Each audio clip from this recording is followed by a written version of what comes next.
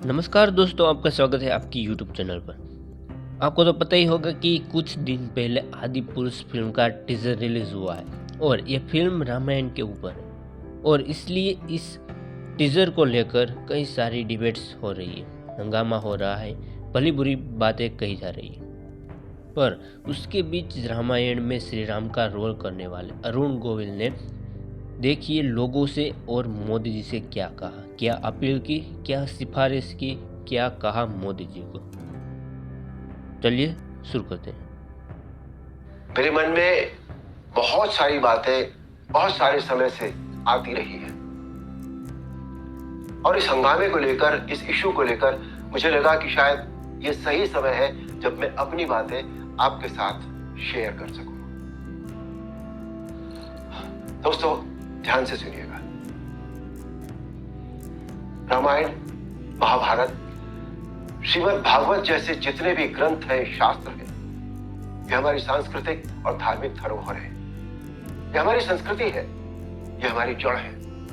सारी मानव सभ्यता के लिए ये नींव के समान है और न तो नींव को हिलाया जा सकता है और न ही जड़ को बदला जा सकता है।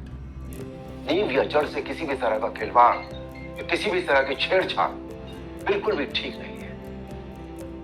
हमें इन शास्त्रों से संस्कार मिलते हैं, जीवन का आधार मिलता है।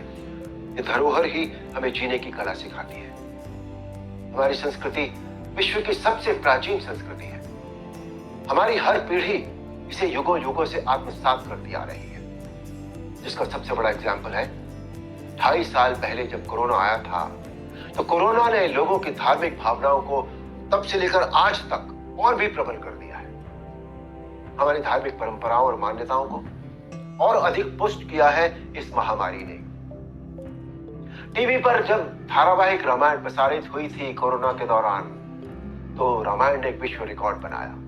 आप सब जानते हैं, हम सब जानते हैं। ये एक बहुत बड़ा संकेत है हमारी मान्यताओं और परंपराओं की प्रामाणिकता का। इस बार यानी 2020 में रामायण आज की युवा पीढ़ी ने भी देखी और 35 साल पहले बनी रामायण को पूरी श्रद्धा और आस्था से देखा, समझा और आत्मसात किया। आज जो बेहिसाब लोग मुझसे मिलते हैं, उनमें सबसे ज्यादा संख्या टीनेजर्स की होती है। दोस्तों, 500 साल के संघर्ष, अथक प्रयत्न और जद्दोजहद के बाद, न जाने कितना रक्त बहाने के बाद हमें राम मंदिर के पक्ष में निर्णय मिला और वहां एक भव्य मंदिर का निर्माण हो रहा है, जो 2024 तक पूरा भी हो जाएगा। अप्रिशिएट करने वाली बात यह है कि मंदिर को भव्यता देने के साथ साथ उसकी आत्मा और मौलिकता को ज्यों का त्यों रखकर यह मंदिर बन रहा है। हमें अपनी सभी सांस्कृतिक और धार्मिक धरोहरों और मान्यताओं को जैसी वो है वैसी ही बनाए रखना चाहिए। उनमें किसी भी तरह के बदलाव की न तो जरूरत है, न करना चाहिए और न ही किसी को किसी और को करने देना चाहिए। भला कोई अपनी नींव हिलाता है क्या? कोई अपनी जड़ें बदलता है क्या?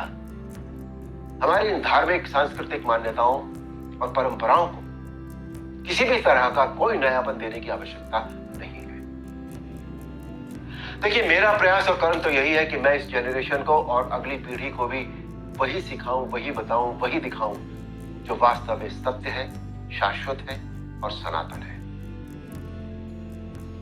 एक बात और सोचने वाली है, किसी और धर्म की परंपरा या मान्यता में जब किसी भी प्रकार का बदलाव या नयापन नहीं किया जाता, तो हमारी सनातन धर्म की मान्यताओं परंपराओं के साथ छेड़छाड़ आखिर क्यों?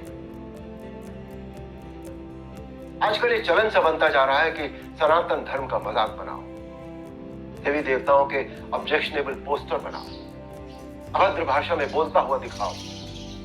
आखिर किसने अधिकार दे दिया कि कोई हमारी धार्मिक आस्था से छेड़छाड़ करे या हमारी भावनाओं को ठेस पहुंचाए?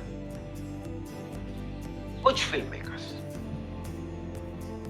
कुछ राइटर्स, कुछ पेंटर्स, कुछ एक्टर्स, कुछ एडवर्टाइजर्स को इस बात का विशेष ध्यान रखना चाहिए कि वो क्रिएटिव लिबर्टी के नाम पर धर्म का मजाक न बनाए और न ही किसी की मान्यता या परंपरा को तोड़ मरोड़ कर प्रस्तुत करें।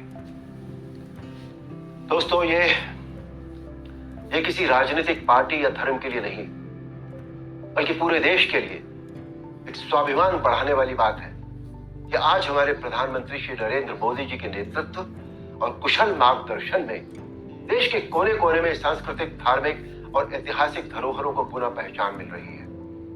स्थान स्थान पर कॉरिडोर बनाए जा रहे हैं जिनसे हमारी इन धरोहरों की रक्षा भी हो रही है, उनका पुनर्निर्माण भी हो रहा है, साथ ही उनकी मौलिकता भी यथावत रखी जा रही है।